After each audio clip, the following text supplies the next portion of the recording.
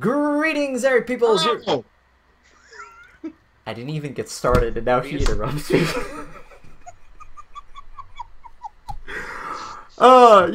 I guess you weren't kidding. You really were gonna do that. all right, I'm good now. Go ahead.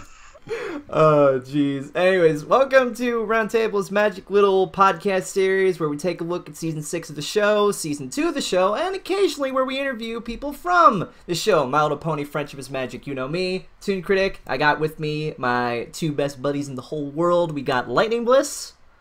I didn't do it this time! I'm aware you did it.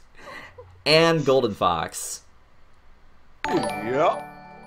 And our super special guest for today, you know him as the voice of Big Mac, Time Turner, or Dr. Hooves, and many, many more in the show, Mr. Peter New.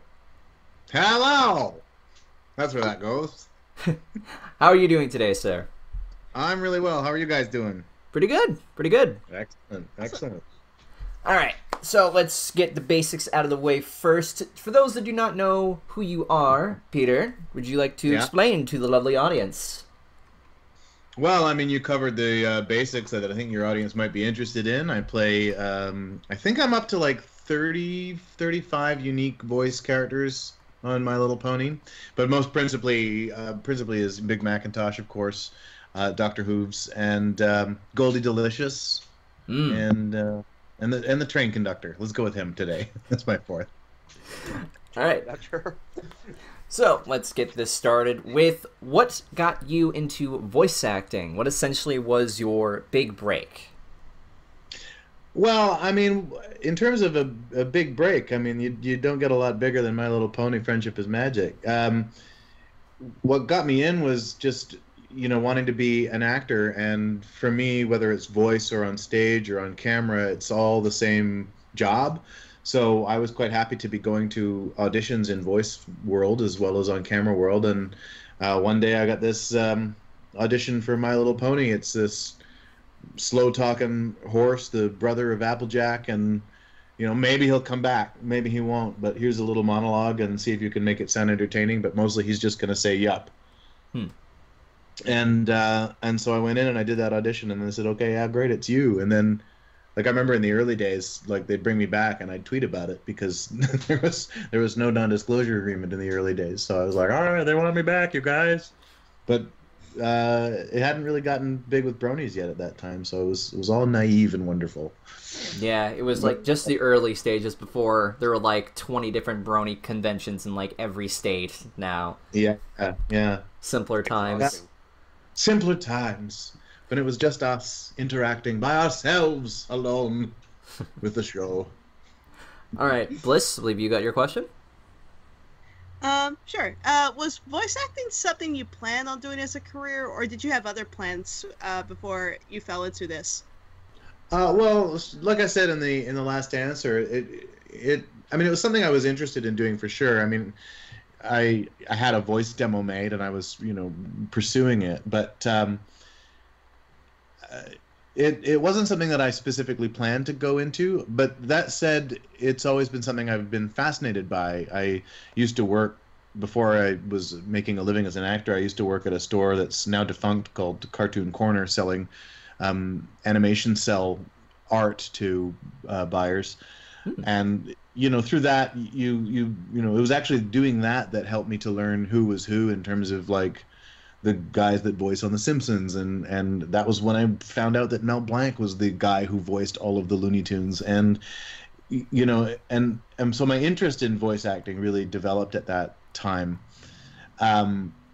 because I thought, oh, I'll never be able to do that. Like, holy smokes, those guys are so talented, and then you get a show like Ponies where you do have the opportunity to do a bunch of different voices, or Littlest Pet Shop for me was really the one. I think I did, in the 4 seasons that we had on Littlest Pet Shop, I think I did something close to 70 voices or something on that show. So that, so you end up kind of looking back at your own resume and going, oh wow, I guess I'm in that pocket. I guess I can kind of do that thing. But it kind of all, with a certain amount of attention, it all just kind of happened. Yeah. You talked about Littlest Pet Shop. It's a show that like not a lot of people were into at the time. They kind of sort of got into it around the early part of like MLP. Can you tell us like what was your experience working with you know, Littlest Pet Shop? For me, it was a ball because, you know, on ponies, I just come in when they call me, you know, which is a few times a season, maybe if I'm lucky. And so I never really know what I'm going to be doing or, you know, how often I'll be working or anything like that. But with Pet Shop, I knew I was going to be there more or less every week for 4 seasons.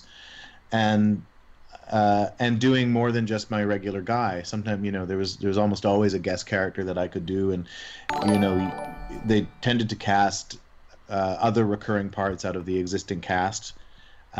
So you ended up, you know, sometimes I would go in and Sunil wouldn't be in the episode, but I'd still go in with a fairly substantial part because I'd already established a character that happened to be there. And so it really was a fantastic experience in terms of being able to test my mettle, as it were, as a voice performer, because, you know, I was in the room with some very talented people and competing for roles with those people and getting them. You know, they got them other times. You know, Sam Vincent worked a ton on that show as well, for instance. But it was really an exciting experience for me to get to test my versatility and to put it to work and find success doing that. You know, that was really fun. Yeah. Versatility is it's very important, especially in the voice acting industry. Going with so many different roles, so many different voices, it definitely adds a lot to your resume. But speaking of versatility, this actually really ties nicely into this question. One of our co-hosts could not make it, but he wanted me to throw this question at you. Can you tell us about your role in Scooby-Doo 2 Monsters Unleashed? Well, you tell him from me that that's a stupid question, just because he's not there. No,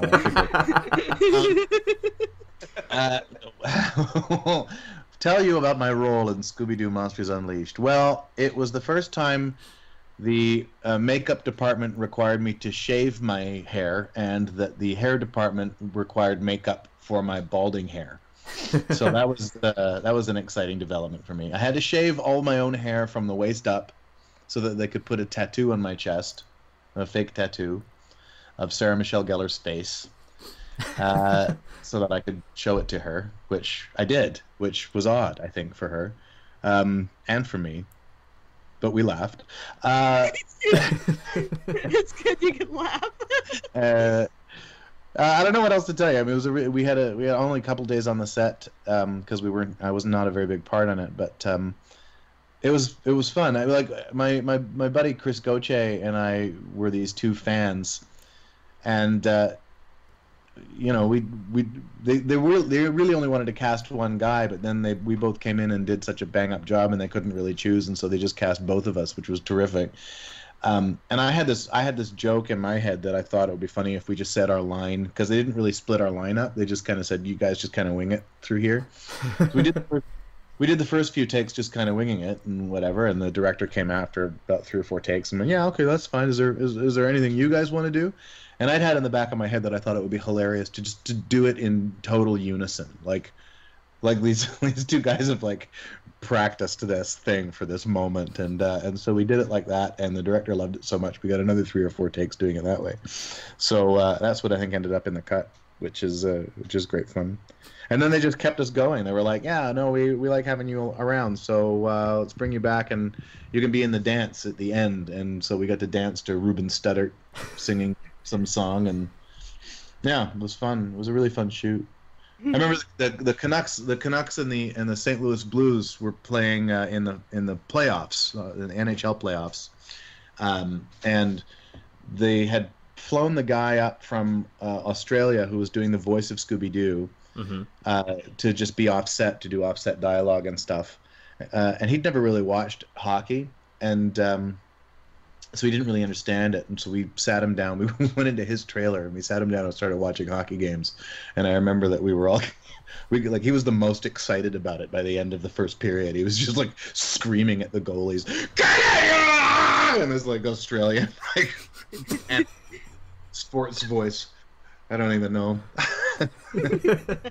Lots of stories from that set, I guess. No, it's all good. So, what are your thoughts on the Brony community since you've joined? Well, I think you know, I think it's an evolving community, right? And I think that it's going through interesting changes all the time. At the beginning, I thought how wonderful that it really did kind of come out of the gates as this community of like-minded people who seemed to want to make the world a genuinely better place, and I was very inspired by that. I remember giving interviews at that time where I felt like, the Brony community made me put my own cynicism in check, and I thought that was quite marvelous and exciting moving forward into the future. And I remember thinking and saying at that time that if that's the way that it can stay, then that's a positive force in the world, and it can actually do a whole lot of good to change the world. And of course, it hasn't stayed that way. It's some people have stayed that way, and some people have gone, to my mind, kind of off the rails, and and it's become a interesting. I mean, I think this is a blessing and a curse in a way. Like, I think it's become a more diverse fandom in terms of its opinion. Mm-hmm. I think people are less interested in the ethos of being a fan of the show and more interested in simply being a fan of the show. But the blessing of that is that I think that means that it's a more enduring fandom than all that. I think if it had just stayed the way it was in this little bubble that it was in at the beginning, then I feel like it might have died out. But I don't think there's a real sign of that. I feel like because it's allowing more people, more diverse opinion to exist, then I feel like that kind of is creating a solid footing for it to last a long time, which hopefully I think will mean that it will kind of come back around to a more grounded version of what it naively was. If that makes sense. Yeah, it does. Season 7's like right around the corner, so the whole fan is about ready to just gear up. Like, okay, we're done. Hiatus is over. We're back in this. Yep. Let's do this. Yeah. I always end up kind of tagged, I feel like, in some hiatus drama. Yeah. Somehow I get drawn into it, which I always tell myself I'm not going to do ever again, and 7 years lucky. I always find it ironic when people get caught up in a hiatus and people start talking about what happened if this fandom does eventually end. I'm like, guys, as far as I know, this fandom's been around since the 80s. Yeah. It's not going to die out. It may go through some changes. The show may go through changes, but, if it's a fandom franchise, it'll keep going.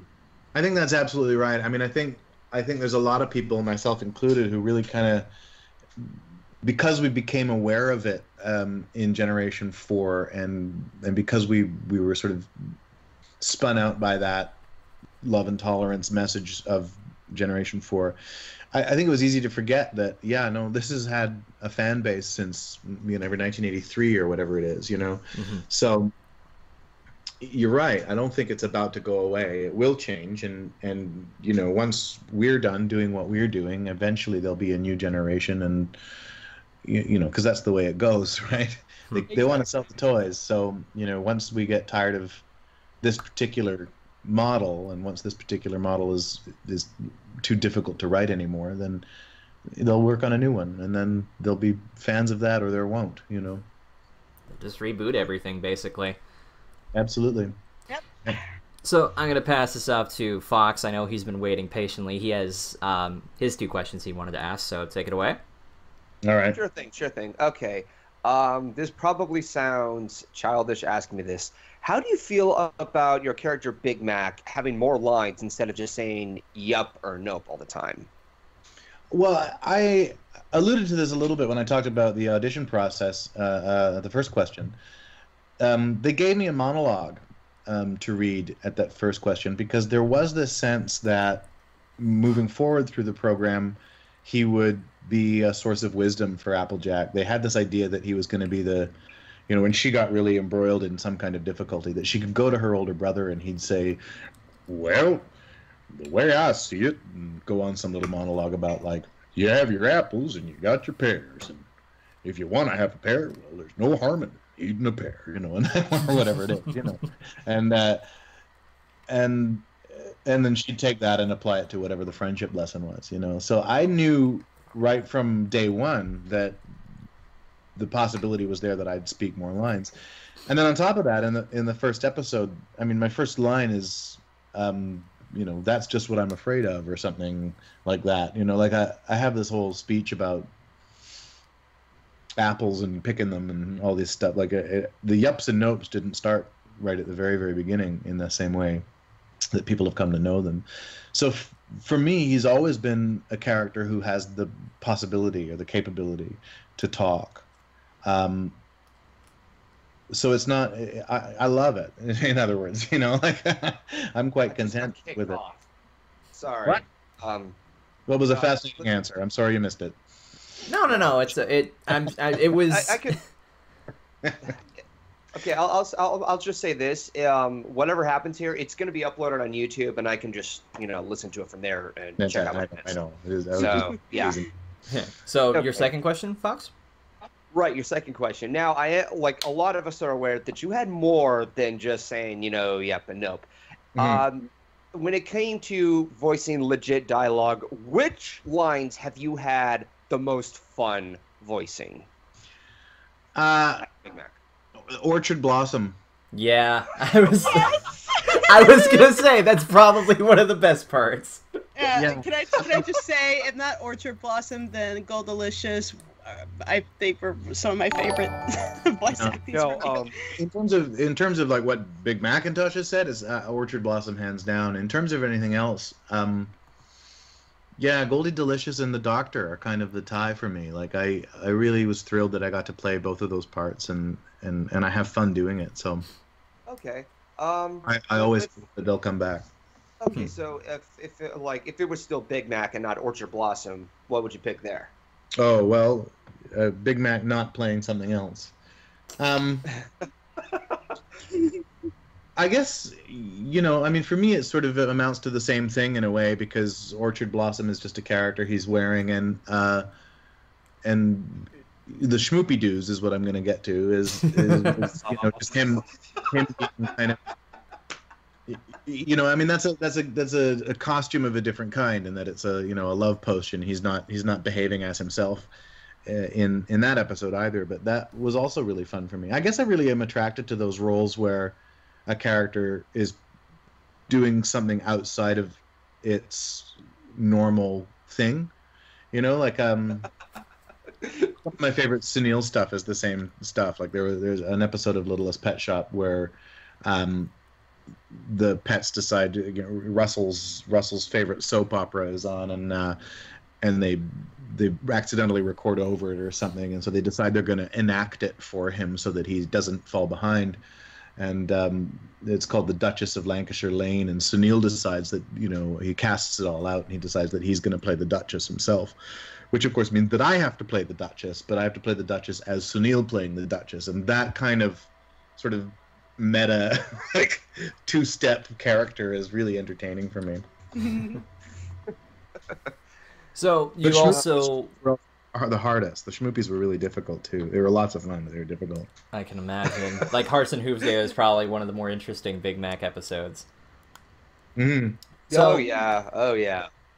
Now, drifting to you mentioned Dr. Hooves as well. Dr. Hooves is a huge fandom character. Like, the fandom picked up on him. He's gone all these spin-off stories. But when Slice of Life came around, you brought Dr. Hooves to life. What was that like? And I believe you're a Doctor Who fan as well?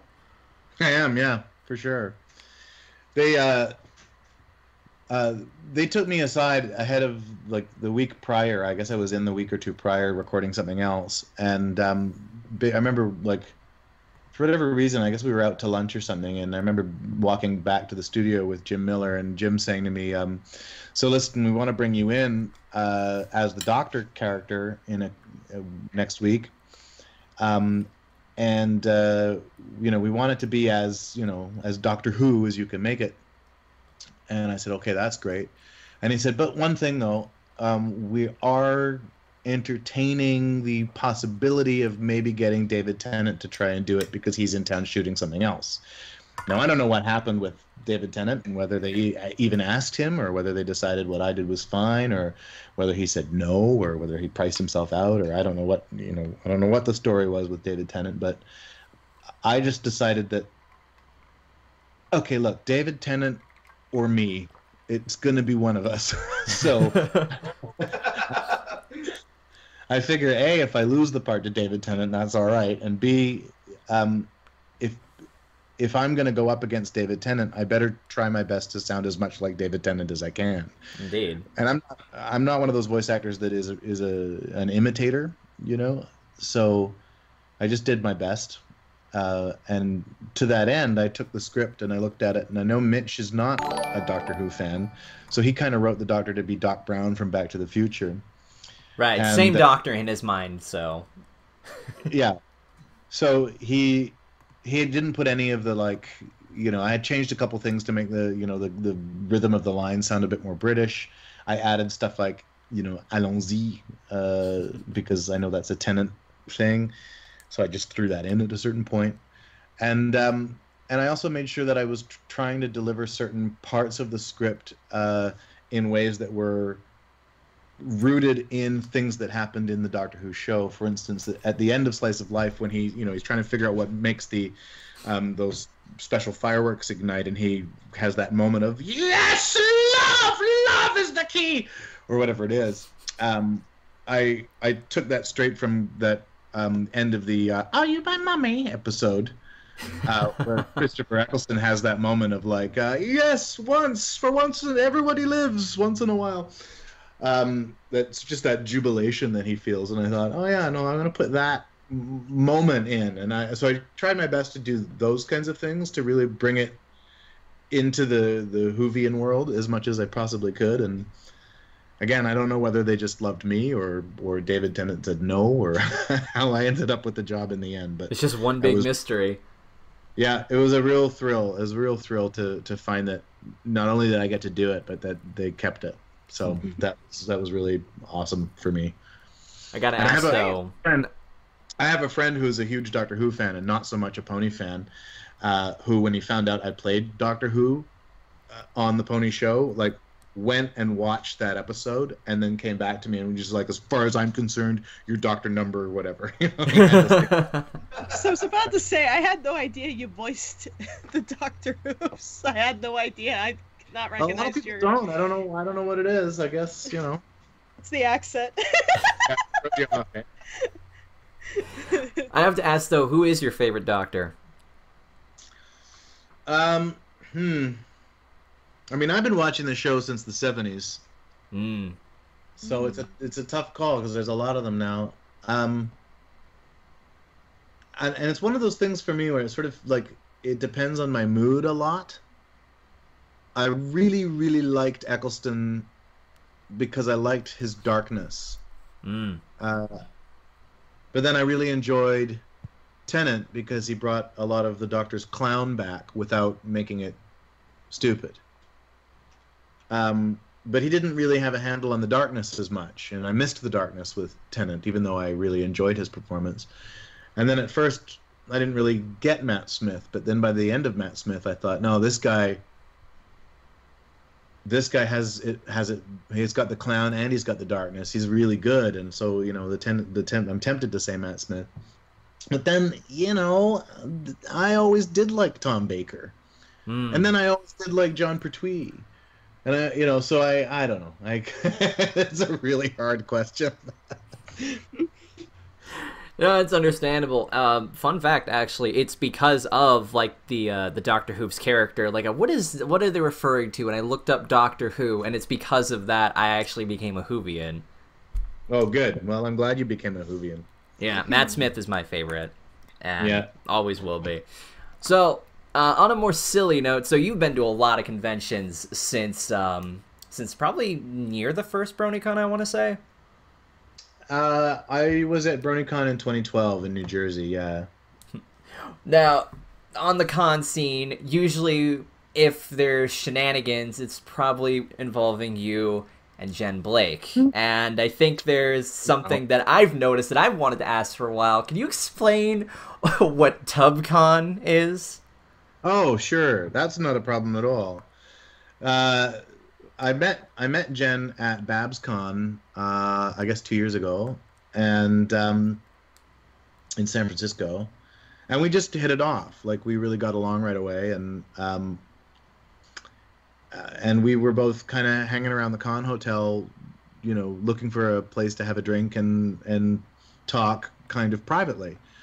And we were, you know, we didn't have any drinks in our hotel room there, and so we, you know, started looking around the hotel for a party and somewhere that, you know, had some bottles in it that, you know, was not overly populated, that we could find this place.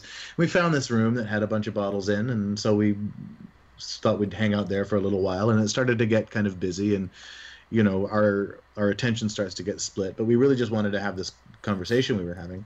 So we sort of snuck around the corner and found this bathtub. It was like a sort of beautiful bathroom with an enormous tub in it. And we just piled into the tub. And we sat in the tub and had our conversation. And then, of course, TubCon happened. People discovered us there, and then suddenly it was, you know, 50 people were in the bathroom. And that was it. And it was a blast. It was a great time. It's just been a recurring thing since then. I gotta say, though, that's really cool that, like, not only does the con, like, allow that, but so many people get into it and find it as funny as, like, you and Jen probably do. Oh, yeah, we find it ridiculous. We really do. It's mostly been, you know, I mean, people kind of want us to do it now, but, like, the thing that worked about what has been, you know, become TubCon, what worked about it was just, we were just looking for a place to be, you know. There wasn't any kind of artifice around it. Like, we just found a spot, and it could easily have been, you know, a corner of the room. It could have been a balcony. It could have been anywhere. It just happened to be the bathtub, you know. So that was that, and that's what worked about it. That was what's fun about it. People try to kind of force us into it now, which of course doesn't work, you know, because then there's this pressure to perform, which, you know, isn't the same thing as just being relaxed and at a party. All right, Golden, do you want to ask the next question? Sure thing. Let's see. What do you do on your days off when you're away from the mic? Well, it depends on how many of those I have off in a row, because I never really know. If I have a lot of days on, then I use my days off for things like, you know, laundry and doing the dishes and buying the groceries. If I have a moderate number of days on the mic, then my days off sort of turn into writing and, you know, try to keep myself creative and that kind of thing. But if I have a lot of days off, then they just turn into, you know, mild depression. So you know, it's an interesting job, because you know, if you're working, everything's great, and if you're not, then it's like, what am I doing wrong? And the answer, of course, is nothing. It's just the way that it is. And it's easy to I mean, I joke about it, but it's easy to kind of get to a place where you blame yourself, or you decide that it's because you're doing a thing that is incorrect or not doing enough, when that's not really the case. You know, the reality is, it's just whether they've written anything for you, whether they've written anything that's appropriate for you, whether you passed this audition or that audition. And, you know, one job you might get one line in something, and another audition you might get, you know, 150 episodes out of something. So you never really know. Right now I have not a lot to look forward to, but I might get a call tomorrow morning saying, you know, congratulations, you're the next most famous thing. So, you know, it's all kind of up in the air. So your days off sort of turn into this, you know, combination of trying to keep yourself active and keep yourself involved and do the things that you need to do around the house, and you know, and then try to remain creative. You know, like I said, I just finished writing a short film that we shot through a festival here called the Crazy Eights. Oh, nice. Okay. Which is great fun to do, and And so now I'm kind of keen to keep going down that road. Like I want to write something else and get something else produced because that's, that's really entertaining. So I did not know you were a writer. Yeah, I'm an award-winning comedy writer. Sorry. No, that's actually really cool. I did not know that. I learned something new every day. You were saying, Fox. I apologize. Bert, yeah. Do you know where this is held? Which? Anything that involves your writing, whether it's a short film or it's anything you write and get your hands on. Basically, where do you shoot? Where do I shoot? Well, I mean, it depends on the project where I shoot. I mean, I work in Vancouver, so we shoot in and around Vancouver. And also where you can see it. Where can you see it? Yeah, that's what Fox is trying to ask. I apologize, Dave. Yeah, where can we see your short films? There are a number of things available on Funny or Die or just Googling YouTube. Some sketch comedy that I used to, when I was around 20, we did sketch comedy around the city, and then when I was around 38 or 40, we shot a few and put them online, and that always is about half as good as it was 20 years prior, but they're out there and they're entertaining. I often link things on my Facebook and my Twitter, and go back around doing that. As far as Woodman, which we just shot, that is going to do a year's worth of. We try to sell it to film festivals for a year before it goes online. Mm-hmm. As soon as it goes online, it's no longer eligible for most festivals, so we sell it first as best as we can. I already know that I don't think we've signed the contract yet, so this, there's a chance it may fall through yet, but I know that starting in 2018, at some point, if it all works out, the Canadian Broadcasting Corporation, the National Public Network in Canada, is going to start airing it throughout 2018 on TV, and then after that, it'll go to the internet, where usually all the best things go too. Yes, in the end. It's funny, right? Like, because some things you want to make and put straight online because you're like, yeah, this is, rad and silly, and it's, I don't intend to make any money from it, and so you just kind of put it out there, like the sketch comedy stuff. Mm-hmm. But then this thing, like, it was made with a bigger budget, it was made with sort of more intention in a certain way, and with more people involved, and so there's this notion that we can probably recoup some of what we spent here and probably hopefully one day maybe turn a profit on the thing a little bit. With short films is really difficult to do, but you give it a go, because what the heck. That's really the only other thing you can do. Most of the projects that you attempt are like shots in the dark, basically. Yeah, for sure. And so when you have something in your hands that that people are responding to, and you got to go for it. So what keeps you motivated to keep doing what you do? Ultimately, it's that I don't know what I am capable of. That seems like an interesting answer. Well, what we do as actors or as writers or as painters or anything is under the umbrella of art. And for me, there is no reason to perform the activity of art if you're not in the process of discovery. Art is discovery for me. It's not about saying I have a story that I already know the end to and here's how we write it. It's about saying what lies at the end of this process. And the answer is always, I don't know. So if I am sitting here thinking, you know what, I'm an expert, I know everything that I know about what it is to voice act, well, that's the day I should quit. Because I don't have any, if I really believe that I have nothing left to discover as a writer or as an actor or as a voice actor, if I really believe there's no other voice that I can come up with, no other performance, no new way of doing it, no lesson about myself I can discover, no lesson about the world I can discover, then there's no point in pursuing it. And I think that's true of any artistic discipline. And so yeah, that's what I say. That what motivates me to keep going is that I don't know yet what I'm capable of. That actually ties really nicely into the second thing I wanted to ask. So, what is the most fun part of what you do as a voice actor? Well, finding out. It's the most fun part really is when you're just there and you're in the moment and it's coming out of you. And I just did a job the other day where I was a bit nervous about it because I didn't really know how to play it quite right. Like I don't know how to explain it, but I understood intellectually. I understood what had to happen at every turn and all the beats, but like I didn't quite know how to perform it in a way that would be satisfying to me and also satisfying to the producers. And I feel like I went in and did that job in a way that surprised me, and so that to me is the really satisfying moment.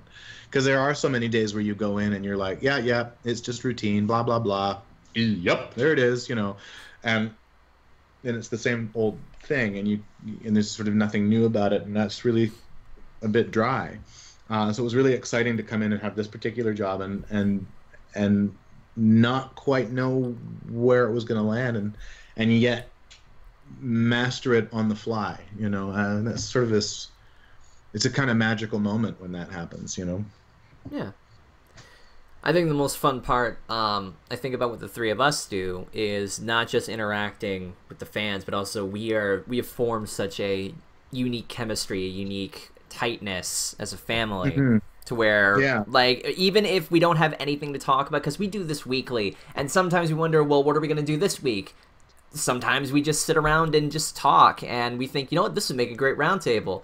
We don't need to, because we're just out here, like, having fun, because we all care about each other's opinions. We all want to hear what each other has to say. We're like-minded individuals, but enough where we have different things to say. Yeah. And I think that's always important. Yeah, and I think that, in a certain way, that to me that seems similar to, the cast dynamic when you're in, like when you're in the studio doing a show like Pony or Pets, and you're there with everybody, and the banter is going, and you're listening to everybody else's work, and you get this great inspiration from being with a room full of professionals doing their thing, that people that you enjoy, people with whom you're not competitive, and who continue to surprise you. Like I love working opposite Tabitha St. Germain, for instance, because she is such a surprising performer. Lee Tokar too, a surprising performer. And that's exciting because, in your head, you kind of go, well, I'm going to do it this way, I'm going to do it that way. But then something else comes flying at you, and you react in a way you didn't expect. And so then you get to be interesting too, and that's exciting. And that, that sort of magic of chemistry is that's nothing to be just shake your stick at or what have you. Yeah, if you don't have chemistry with someone, then like, what's the point? I know. No point. Bliss, you had the last question, I believe. So before I go into this question, I need to address why I came up with it anyway. Okay. So a while back, I was doing a project for a voice little acting shtick that I do with some of my friends here. This project may not ever be released because I'm not sure what happened, but the host of it all got caught up in real life, I think. Yeah. I was tasked with citing the lines from the story, The Lion, the Witch, and the Wardrobe, and I was playing as Mrs. Beaver.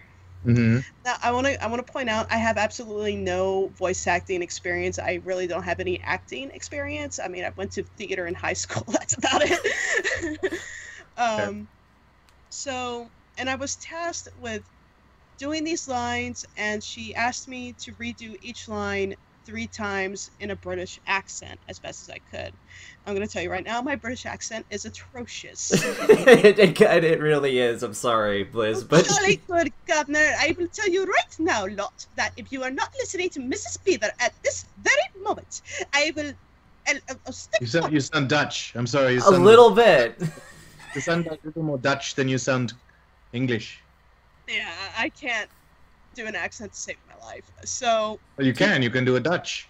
it's not original. It's not what you were going for, but you know, you still have something you could use. So, but after the end of it all, my voice is completely shot. I am wrecked. I'm tired. A few of my friends who are practicing to be voice actors told me that, yeah, it's a rough job. It's hard to do. And have That's all respect true. to all the voice actors. And I'm like, oh, yeah, I have even more respect now than I ever did. But every now and then I would see people who have this really narrow perspective that voice acting is not a real job. So my question is, what would you say to those who have that perspective? Try it. I love that answer. Please try it. It's not easy. That's it. It isn't. You know, I mean, if you want a sort of longer version of that, you can say, all right, then you think it's easy? The person obviously will say, well, yeah, I think it's super easy. It's not a job. And then I'll say, okay, make this noise. And they'll go, I can do that. And they'll do that back. I'll say, okay, now do it again, but more angry. And they'll do it again and more angry. And I'll say, now do it again shorter. Okay? Do it again medium. Do it again long. Do it again louder. Do it again quietly. Do it again in a different voice. Do it again in a different voice slower. Do it again in a different voice faster. Do it again in a different voice. Oh, jeez. Do that noise for 4 hours with no break. Now tell me how you feel. Because I've done that. Right? Exactly. I've done that more than once. That's my job. That's not easy. You can make your throat bleed. That's not easy. If you don't know how to do it, if you don't know how to make that noise properly, if you don't know how to make that noise and breathe at the same time, then yeah, you're going to mess with yourself. You will lose your voice. Quite literally. Maybe forever. I've lost forever. Well, yeah, you won't. Like you can alter your voice. You can scar your vocal cords, and then your voice is never going to be the same. You can do that by smoking. You can, you know, people lose octaves by smoking cigarettes and drinking. You have to be careful.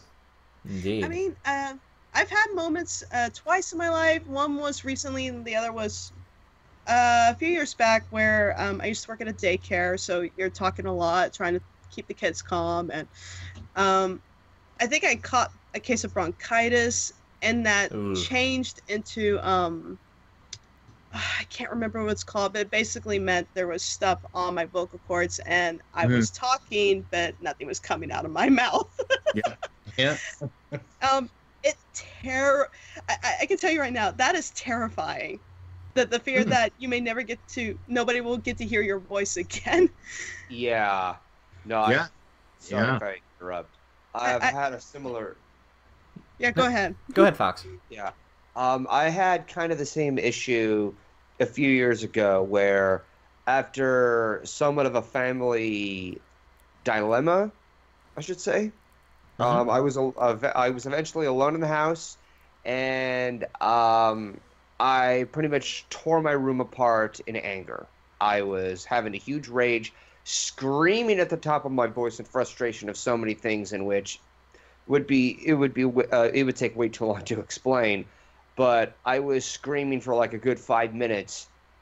The next day, I couldn't hear my voice until much later in the day. I sounded like a frog. Which still amazes me. Like, people who do screaming so much can like leave the studio and then just go like on a normal thing with their friends, but like, hey, how you doing? Your voice doesn't hurt? No, a little. Yeah, it can. I mean, I've definitely done those jobs where you have to scream, and like I said, for it's usually a 4-hour call, so you could be screaming for probably not the whole 4 hours, but you can sometimes. Yeah, I remember like doing shows like Inuyasha back in the day. I played things like the hair demon, which doesn't talk; it just screams. That's all it does. So you do that for a few hours, and yeah, you get to the end and your voice is tired. But there are things that you can do if in regular sessions. Like, for instance, Pet Shop, Sunil has a scream that he does, which is a very high-pitched shriek. And if I had more than one or two of those in an episode, I would just save them to the end. Because if I did them all at the beginning, my voice would be too tired to... it's not that guy wouldn't sound like Sunil. It's just that, your voice, you kind of get to this place with your voice where you understand how it moves, and you understand how to manipulate your vocal cords, and it's kind of like a dance in a way. And if you're tired, you're not able. You're just not quite acting at 100%. So you save it to the end, and that way, you can nail your couple of screams and go home without ruining the episode by being not as capable. So there's that you can do. But the thing that you do mostly is learn how to breathe. Because if there is a way to breathe properly, and a way to breathe properly for performance, and which is ultimately the same way of breathing as singers use. And if you can breathe properly, then all of your noises are supported. It's much, much easier to make a loud screaming noise with supported breath. Because you have vocal power, you don't need to squeeze your vocal cords as much to make the same thing happen. Mm-hmm. And if you don't squeeze them as much, and you're not putting the pressure on your vocal cords, instead using your diaphragm, which is a much more resilient muscle, then you have a lot more stamina. Yeah. Mm-hmm. Yeah. So and you just combine, and then you drink tea, and then you drink, you just take care of yourself as much as you can. I cannot begin to tell you how many times these friends of mine, including Mr. Toon over here, nagging me to drink tea when I was sick, because I did shoot out my voice. I think it was last month. I think it was, yeah. It was. I was just recovering from a cold, and our golden box, who I think he's been kicked from the call because he's having internet issues. Oh well. He was playing a game of Tetris, and I'm extremely OCD, so it was very easy to get me angry because he's just not playing it right. Yeah, I remember you were already sick at the time, and he was doing like wrong moves on purpose, and you were just yelling and screaming, "That's the wrong move!" And by the end of the stream, like, your voice was gone, and I'm like, Bliss, what did we learn? Not a good idea to do that. It was even before that. Towards the end of the game, I am coughing and I am gagging because I'm not breathing properly because I was just so busy yelling. Do you know how to breathe properly? Well, you don't yell in between breaths. No, you don't.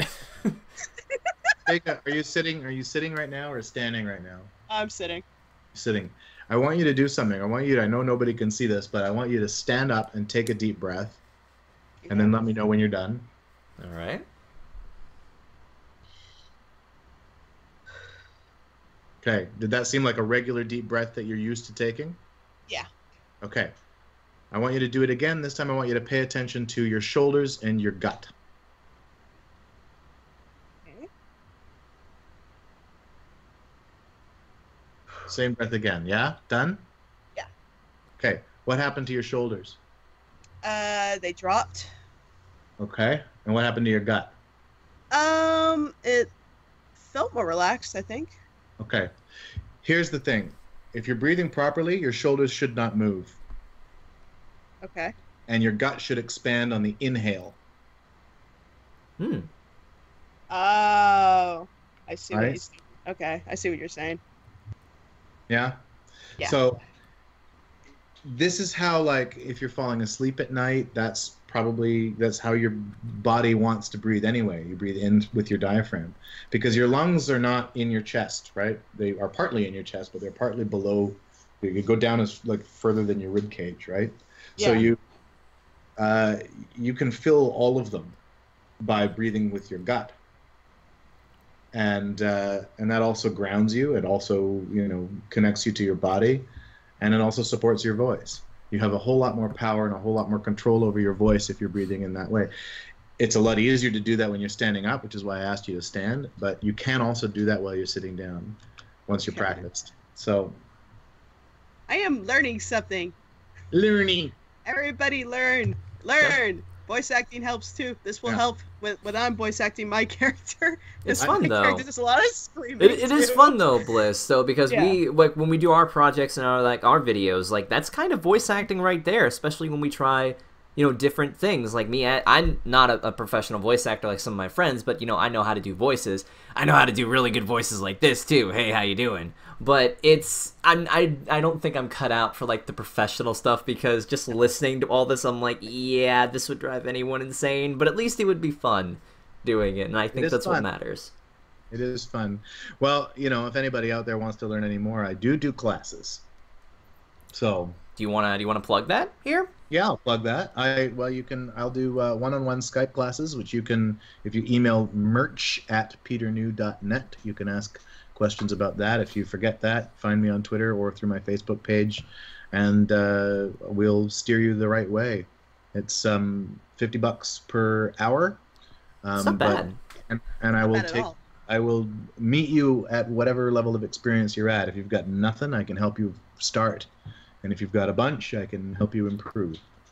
Well, thank you so much, and thank you for the breathing tips. I will definitely keep that as I practice for any future projects I do. I just voice me, literally. I am voicing my personality in my OC, and she's more of a childish, exaggerated version of me. So I'll be a little bit more louder and probably a little bit more cute, and definitely if I get angry, I'm going to be yelling aloud and raising my voice and getting a little Texan swag in me every now and then. But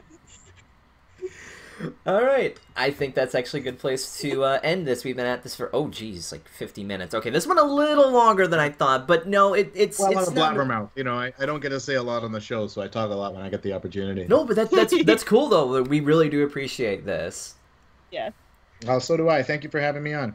Alright, so thank you all for watching another awesome episode of Roundtable is Magic. We don't know when our next episode will be, but it'll probably be near when Season 7 starts, and I think we found a good way to sort of cap before we get into, get off the hiatus, I should say. So, once again, Peter New, thank you so much for coming on. You've been an awesome guest, and again, so sorry about the confusion before, but I think we pulled off something pretty good here. I think we did. Thank you very much. It was lots of fun. Alright, so with that being said, I'm the Toon Critic, this is Lightning Bliss and Golden Fox. See you on the next episode of Roundtable. Thank you for watching, and stay awesome.